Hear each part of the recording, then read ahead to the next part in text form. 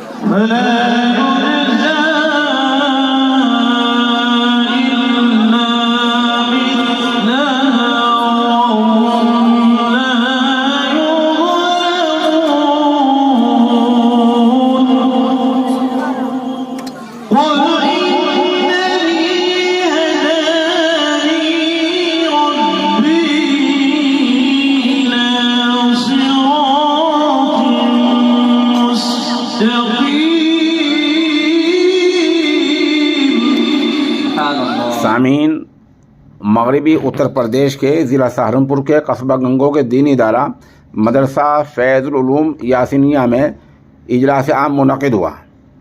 Report کے لیے محیط ہے قاری عابد حسن رشیدی ہمارے رابطے میں ہیں۔ وہ بتا رہے ہیں اجلاس کا آغاز قاری مشکور احمد صاحب رشیدی قاسمی کی تلاوت اور قاری محمد شوقین کی نعت پاک سے ہوا ہے۔ اجلاس کی نظامت مفتی محمد عباس نے کی ہے اور اس کی صدارت حضرت مولانا عبدالستار اور اس کی سرپرستی مفتی خوش جمال اور نگرانی مولانا محمد اکرام نے کی ہے۔ اجلاس میں ماشاءاللہ دارالعلوم دیوبند کے استاد مولانا محمد افضل اور مفتی محمد سلمان گنگوہی، مولانا احمد، مفتی انتظار وغیرہ کے بیانات ہوئے ہیں۔ اجلاس میں ان 4 حفاظ کرام کی دستار بندی ہوئی ہے: حافظ محمد زید، محمد سالک، محمد عاطف، محمد بلال۔ ادارے کے محتمم اعلیٰ مولانا چاہت محمد قاسمی نے حاضرین کا شکریہ ادا کیا ہے۔